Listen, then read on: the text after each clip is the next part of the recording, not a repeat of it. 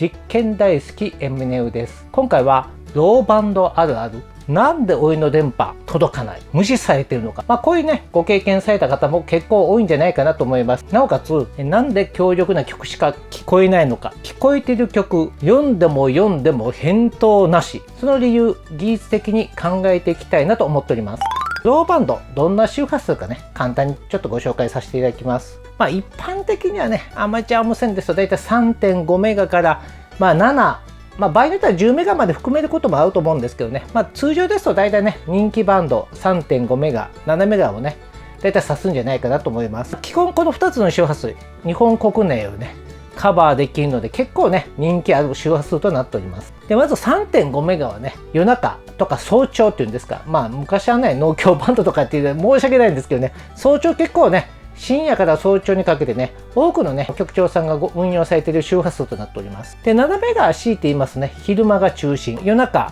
昼間っていうことでね、日本国内をね、この2つの周波数でほぼね、カバーされているような状況になっております。この周波数の前後っていうのはね、プロの短波放送もね、非常に多いような形になっております。有名な放送局となりますと、やっぱりラジオ短波が有名と言いたかったんですけど、よく調べてみますと、今はもうラジオ日経に名前が変わってたっていうんですか、申し訳ないです。私がね、よく聞いてた時はラジオ短波だったんですけど、今はね、ラジオ日経さんにちょっと名前が変わってるっていうことをね、初めて知っているような形です。で、なおかつびっくりしたのがね、9メガ帯が今停波中、3メガ帯もやや補助的、メインはね、もう6メガオンリーということで、場合によりましたらラジコを推奨しますということも書かれているようなので、時代もね、もうそういう時代になったんかなとちょっと思ったような限りです。このローバンド、まず聞いていただいたらよくわかると思うんですけど、ハイバンドより、このハイバンドの定義も難しいと思うんですけど、14メガとか特に21メガですよね。21、28メガに比べますと、ノイズと怪しい信号が多い。この怪しいっていうのがポイントなんですけど、ノイズじゃないと思うんですよ。とにかくね、なんか変調がかかってるのかかかってないのかよくわかんないんですけどね。とにかく怪しげな信号がものすごくね、多いっていうのがね、特徴となっております。で、常時ね、あらゆる信号で S メーターが触れてると、聞こえてるだけならいいんですけど、S メーターもね、結構触れてるようなね、周波数となっております。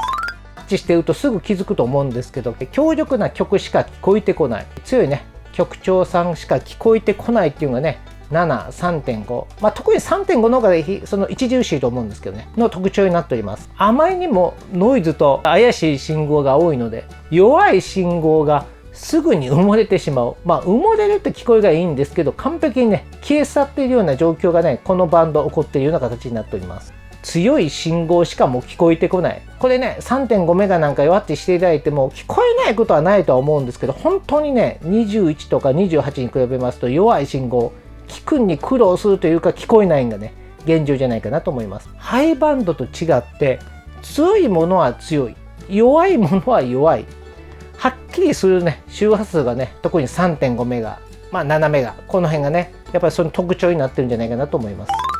各局がね、なんで信号が強いのか考えてみました。アマチュア無線っていうくくりでも実際ね、1級取ってる方、1級でしたらね、無制限といきたいんですけど、実際はね、1kW までね、運用可能になっております。で、片や4級になりますね。やっぱり 10W。この出力の差だけでも100倍っていうんですか。これデシベルで言いますとね、ちょっともうややこしい言葉なんですけど、20 dB 差があるような形になっております。で、実際50メガ以上ですとね、1級から3級まではね、もう 50W、4級で 20W ですから、2.5 倍の差しかないと。いかに、よく言われる HF ですよね。出力の差がね、視覚によって違うかっていうのがね、もうはっきりしてるようなね、形になっております。昔よく聞いてたラジオ短波、日経さんですけど、昔はなんか 10kW だったそうですね。ただ最近はね、渾身も増えてきたっていうことでね、50kW に増えてるような形です。アマチュア局に比べるとね、10倍。今は50倍です。国内向けでもこんだけの差があるような形になっております。アマチュア無線の場合ですとね、実際に送信の出力だけでなくて、このアンテナの差も結構大きいっていうんですか。ここではね、10倍以上の差があるって書かさせていただいてるんですけど、実際はこんなもんじゃないと思いますね。やっぱり 3.5 メガあたりでしっかりと信号を出されている局長さんですと、フルサイズのダイポールを20メーターぐらいに上げられている局長さんとか結構多いんですからね。私と使ってるようなアンテナを比べますとね、10倍以上もっとのね差は間違いなく合うと思いますけどね。例えば10倍と仮定しましても、先ほどの出力100倍かける10ですから1000倍の差ですよね。30dB 以上の差があるような形になっております。でこれ S メーターに換算しますとね、1メモリあたり標準が一応 6dB とか言われてます。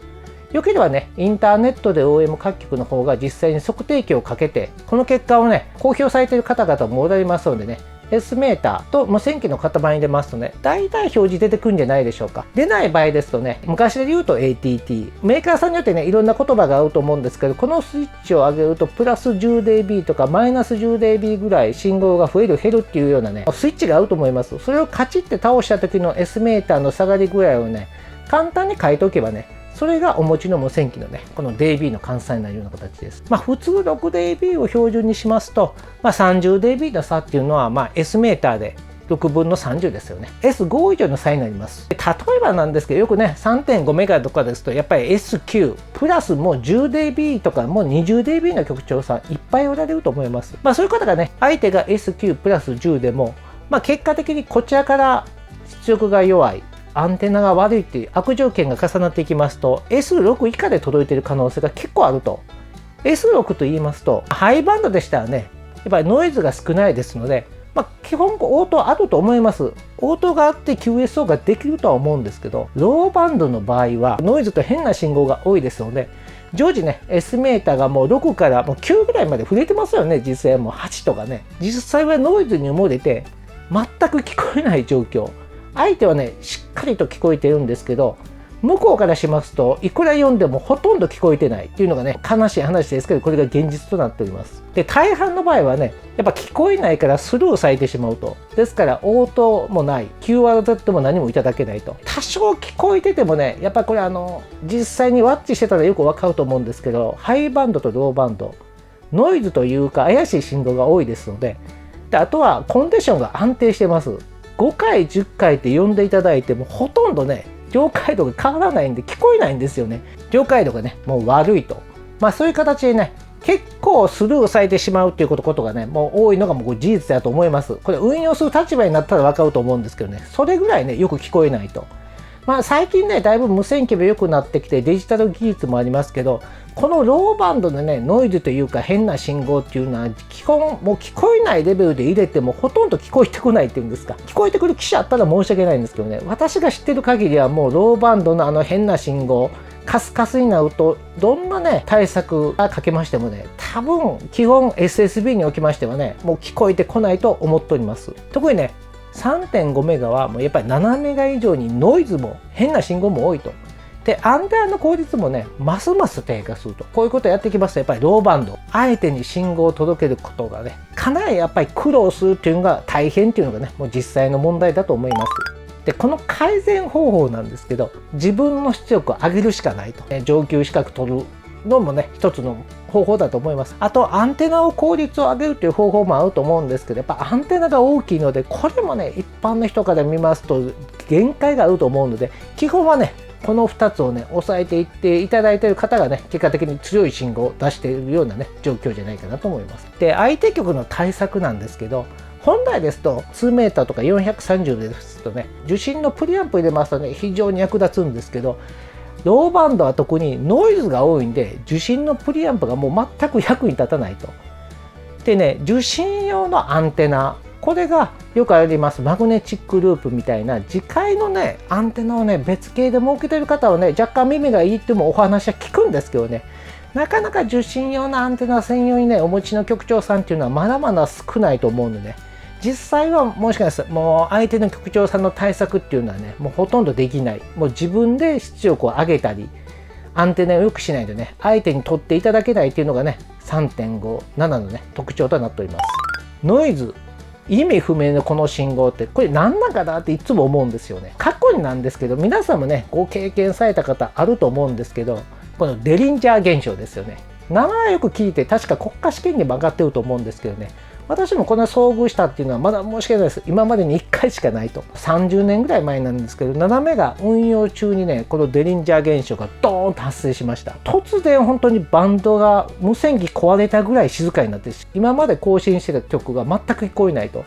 で周りの周波数前後聞いても何も聞こえないと。電離層 D 層が密度が上がって吸収されてしまって、電離層に電波が届かないんで反射が起こらないような状況になりますとね、ハイバンド並みに静かになったっていうのをね聞いた覚えがあります。今でもね静寂はね忘れられない思い出となっております。インターネットとかでもねちょっと調べてみたんですけど、なかなかねこのデリンジャー現象の始まった最初と終わりをね上手に捉えていただいている動画っていうのがなかったんでね、なかなか口でしか説明できないんですけどね、ぜひともねご経験する機会があればね、本当に7メガっていうのも電磁層の反射がないとこんなに静かなんやっていうね驚かれるんじゃないかなと思います。でも最近ですとね、太陽光の発電とか LED の照明で、あとは各種のもう電子機器ですよね、パソコンとか LAN、いろんなとこからねノイズも出てますのでね、昔とはだいぶ違うとは思うんですけどね、こういう形でノイズ多いバンドであることはね間違いないと思います。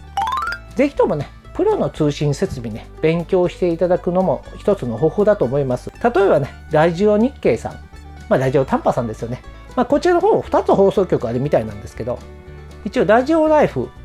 .jp さんの方でね過去に取材されたっていうのがホームページ上で上がってますので、紹介欄にも記載しておきます。できればねそういう設備見ていただいて、特にねアンテナは参考になるんじゃないかなと思います。とにかくのがアンテナのスケールが違うと、もう本当にね周りに何もないところにドンと鉄塔が上がってます。邪魔するものなど何もないと、いろんなスペックを抱えてるんですけど、多分なんですけどフルサイズのダイポールですよね。で指向性、要は日本国内がサービスエリアですので他国にご迷惑をかけたらいけないということで、指向性を出すためにダイポールの近くに反射機置いておりますって書いてありますので、きっとなんですけどアマチュア無線化的にはねワイヤー式の2入れのヤギ使ってると思っていただいて多分間違いないんじゃないかなと思います。で地上高もね40メーターということですので、これぐらいのアンテナ立てないと本当はねちゃんと電波が飛ばないっていうのがねやっぱプロの世界です。それで商売されてる方々ですので、やっぱりねアンテナっていうのが重要やっていうのをね、こういうやっぱり情報は一般でも公開されてますので、ぜひともね見ていただければと思います。これちょっと参考にならないかもしれないんですけど、超超波っていうとよく潜水艦とかそういうのでやられる20キロとかそういう送信設備なんですけど、愛知県の刈谷市に与謝美送信所、戦前戦中戦後って使われてきた設備ですけど、こちらの方の設備はね記念館ということで送信設備終日開放されております。土曜日日曜日だったかなはボランティアの方が詳しい説明してくれる方がいるんですけど、私が行った平日っていうのは開館しているだけで中は自由に見てくださいということで、実際のその送信設備っていうのをもう手に触れるぐらいの近い距離で見れますのでね、ぜひとも見ていただければ昔の方々ここまで苦労してたんやっていうのが分かるんじゃないかなと思います。実際ね私が行った時は平日だったんですけど、警備されている方がボランティアの方の説明を聞いて覚えて、私も簡単な説明できるんですよっていうことでね簡単な説明いただいたんですけど、非常にね平日に行ってもタイミングが良ければ詳しい説明受けれるんじゃないかなと思いますので、ぜひともね近く立ち寄る時がありましたらね紹介欄にも記載しておりますこのプロの設備もね見ていただければね、やっぱり設備が重要やっていうことね分かっていただけるんじゃないかなと思います。あと一番いいのはね、もうやっぱ近所のローカル局見せてもらうのが一番いいと思います。そこで実際に設備を見させてもらって、夜間とか特に行っていただいた方がいいんですけど、受信させてもらうとね設備の違い実感できると思います。その方がね CQ 出してる様子とかもね聞かせていただきますとね、確かに何か読んでる曲は聞こえると思うんですけど、確かに何かが読んでるんですけど、どう考えても聞き取れないっていうんですか、何回聞いても聞こえないっていうようなね、やっぱりその辺がやっぱりハイバンドとか VU との違いだと思うんですけどね、やっぱりそういうね苦労っていうのもねできればローカル局とかに行けばね見してくれると思いますので、できればねそういう体験していただければね、このローバンドの苦しさっていうのをね分かっていただけるんじゃないかなと思います。で今回のまとめになります。ローバンドの特性、出力とねアンテナが命っていうことをねやっぱりご理解いただくことが重要じゃないかなと思います。自分自身の努力が最も重要な周波数となります。他の方のね設備に助けられるっていうことがほとんどありませんので、このローバンドはね自分自身を攻めていかないとなかなか電波が飛ばない、取ってもらえないっていう周波数になっております。プロの設備を見る、やっぱりアマチュア無線局っていうのは個人ですね、なかなか見してくださいって言ってもなかなか難しいと思うんですけど、プロの設備見してくれるとことか、実際見なくても今でしたらねインターネットであっちこっちでそういう外の写真とか写ってますので、そういうのを見ていただきますとね、同じようなねワイヤーアンテナでもこういう自由空間に置かれているアンテナの偉大さっていうんですかね、それが分かっていただけるんじゃないかなと思います。相手がはっきり聞こえても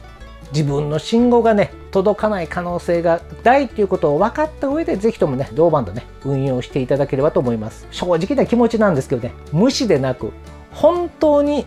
ほとんどって書いとるんですけどね、ほとんど聞こえてこない可能性がもう大やと。意外とね相手が聞こえているから俺も聞こえてるだろうと思われる方多いと思うんですけど、最近はね昔以上に市販されてるアンテナがコンパクト化したりして信号弱い局長さん多いと思うんですよ。で、強い方はね、しっかりしたアンテナとちゃんと出力出されてますので、格差激しいですので、私もね、もう40年アマチュア無線やってて、今でもね、時々、と思うこといくらでもあるんですけどね、3.5 とか7でお呼びしても全く返答がない。CQ 出されてるけど、読んでも何も QRZ もないんでね、勝ちとは言わないんですけど、あまり気分が良くないっていうこともあるとは思うんですけど、いろんな気持ちあると思います。冷静になって考えますと、やっぱり理屈上ローバンドはもうどうしようもないっていうことをね、ご理解いただければ、OM 各局含めてもね、そこまで到達するのに皆さん苦労されている方たくさんおられると思うので、理解すればね、更新できなくても今日は仕方ない、もう少しコンディションのいい時狙うか、自分がもっといい場所に行ってみたりしてね、機会狙っていただくのもね、一つの方法じゃないかなと思っております。そういう形でね、ぜひともローバンド、非常にね、初心者の方にとったらね、気持ちよく運用できない可能性の高いバンドなんですけどね、ぜひとも設備とか整えていただく、またはね、飛ばない理由もご理解いただければね、楽しみ倍増するんじゃないかなと思っております。お空でお会いする日、楽しみにしております。よろしければチャンネル登録の方もよろしくお願いいたします。